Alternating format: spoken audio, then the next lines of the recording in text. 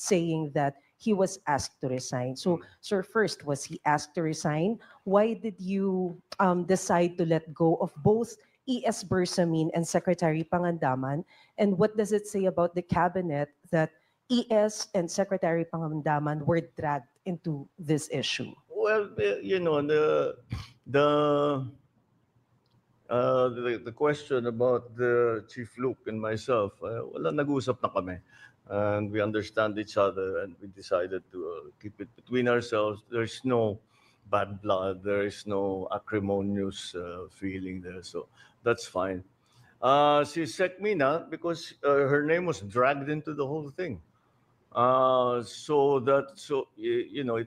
makes it clear that whatever is going on, kung ano man ang mga questioning, kung ano man ang mangyayari, we want to be sure that she's not in a position